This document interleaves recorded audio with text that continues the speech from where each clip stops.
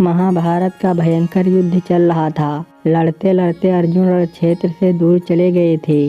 अर्जुन की अनुपस्थिति में पांडवों को पराजित करने के लिए द्रोणाचार्य ने चक्रव्यूह की रचना की। अर्जुन पुत्र अभिमन्यु चक्रव्यूह भेदने के लिए उसमें घुस गई। उसने कुशलतापूर्वक चक्रव्यूह के 6 चरण भेद लिए, लेकिन 7वें चरण में उसे दुर्योधन, जयद्रथ आदि 7 महारथियों ने घेर लिया और उस पर टूट पड़े। जयद्रथ ने पीछे से निहत्थे अभिमन्यु पर जोरदार प्रहार किया। वह वार इतना तीव्र कि अभिमन्यु उसे सहन नहीं कर सका और वीर गति को प्राप्त हो गई। अभिमन्यु की मृत्यु का समाचार सुनकर अर्जुन क्रोध से पागल हो उठे। उसने प्रतिज्ञा की कि यदि अगले दिन सूर्य अस्त से पहले उसने जयद्रथ का वध नहीं किया तो वह आत्मदाह कर लेगा। जयद्रथ भयभीत होकर दुर्योधन के पास पहुंचा और वह अर्जुन की प्रतिज्ञा के बारे में बताया। दुर्योधन उसका भय दूर करते हुए बोला, चिंता मत करो मित्र, मैं और सारी कौरव सेना तुम्हारी रक्षा करेंगी। अर्जुन तुम तक नहीं पहुंच पाएगा, उसे आत्मदाह करना पड़ेगा। अगले दिन युद्ध शुरू हुआ। अर्जुन की आंखें जयद्रथ को ढूंढ रही थी, किंतु वह कहीं नहीं मिला। दिन बीतने लगा। धीरे धीरे अर्जुन की निराशा बढ़ती गई। यह देख श्री कृष्ण बोले, पार्थ, समय बीत रहा है और कौरव सेना ने जयद्रथ को रक्षा कवच में घेर रखा है।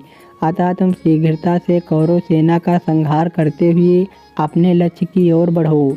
यह सुनकर अर्जुन का उत्साह बढ़ा और वह लड़ने लगे, लेकिन जयद्रथ तक पहुंचना मुश्किल था। संध्या होने वाली थी। तब श्री कृष्ण ने अपनी माया फैला दी। इसके फलस्वरूप सूर्य बादलों में छिप गया और संध्या का भ्रम उत्पन्न हो गया। संध्या हो गई है और अब अर्जुन को प्रतिज्ञावश आत्मदाह करना होगा। यह सोचकर जयद्रथ और दुर्योधन खुशी से उछल पड़े। अर्जुन को आत्मदाह करते देखने के लिए जयद्रथ कौरव सेना के आगे आकर अट्टहास करने लगा। जयद्रथ को देखकर श्री कृष्ण बोले, पार्थ, तुम्हारा शत्रु तुम्हारे सामने खड़ा है। उठाओ अपना शस्त्र और वध कर दो इसका।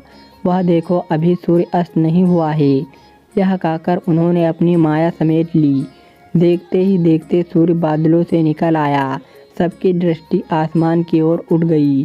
सूर्य अभी भी चमक रहा था। यह देखकर जयद्रथ और दुर्योधन के पैरों तले जमीन खिसक गई।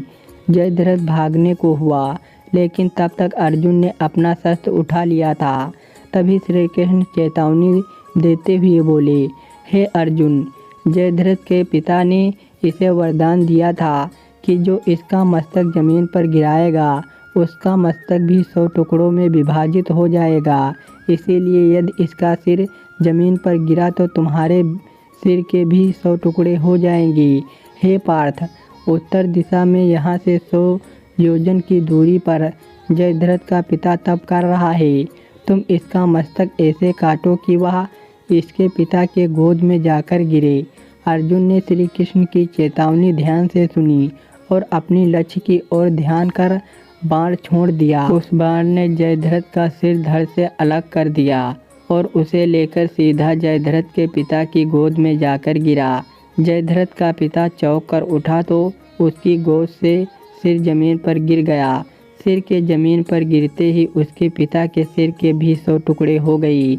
इस प्रकार अर्जुन की प्रतिज्ञा पूरी हुई। कहानी अच्छी लगी हो दोस्तों तो लाइक और सब्सक्राइब करिए। धन्यवाद दोस्तों।